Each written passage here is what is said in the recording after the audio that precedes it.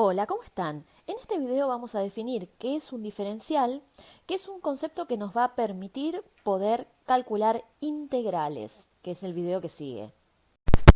Bueno, de este modo, comencemos por recordar la recta tangente, ¿sí? Y vamos a pensar en aproximaciones, ¿sí? A la función a través de la recta tangente. Entonces, consideremos la ecuación de la recta tangente, donde tenemos la función evaluada en el punto, la derivada de la función evaluada en el punto y x menos el valor en el punto, ¿sí? Esta es una manera de escribir la ecuación de la recta tangente. Tal y como vimos en la práctica 4, es posible aproximar el valor de la función en las proximidades del punto que estamos considerando utilizando la recta tangente. De esta manera, consideremos el siguiente gráfico donde tenemos la función f de x, ¿sí? Y la gráfica de su recta tangente, que es esta línea celeste que se ve por acá.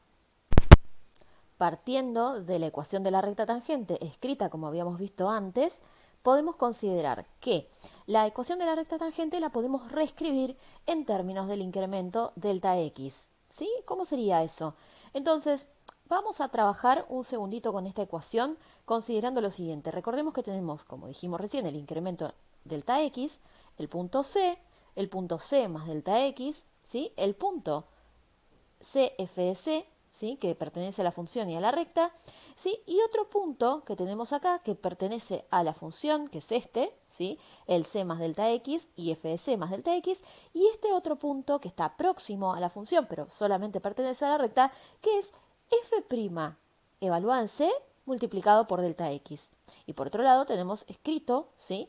El incremento en I en términos de F de C más delta X y F de C. Entonces, ¿cuánto vale el incremento en I? Bueno, esto no es ni más ni menos que f de c más delta x menos f de c. Ese es el incremento, el delta o el cambio que hubo en I. Ahora, esto vale aproximadamente, ¿sí? Aproximando, ¿sí? El valor que tenemos, f' en c por delta x.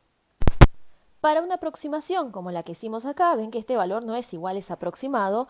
Delta x tradicionalmente se denota mediante dx y recibe el nombre de diferencial de x. ¿Sí? La expresión que tiene la derivada se denota di y se denomina diferencial de y. Esta cantidad diferencial de x nos va a resultar sumamente importante. Formalicemos ahora la definición anterior. Entonces, consideremos que y es igual a f de x y que representa una función que es derivable en un intervalo abierto que contiene a x. La diferencial de x, que se escribe o se denota por dx, es cualquier número real distinto de 0. La diferencial de y, que se denota por di, es di igual a f' de x por el diferencial de x. En muchas aplicaciones, el diferencial de i puede utilizarse como una aproximación del cambio en i. ¿Qué quiere decir esto? Que el delta i se puede escribir como di o que el delta i se puede escribir como f' por dx. Consideremos entonces la siguiente propiedad. Si f de x es derivable en x0, entonces el incremento de la función y de su diferencial verifican la siguiente igualdad. El límite cuando delta x tiende a 0 de delta f menos df sobre delta x es igual a 0. Recuerden esta notación que hemos visto del diferencial de y. Ténganlo presente porque lo vamos a usar muchísimo cuando empecemos a estudiar integrales o antiderivadas o primitivas.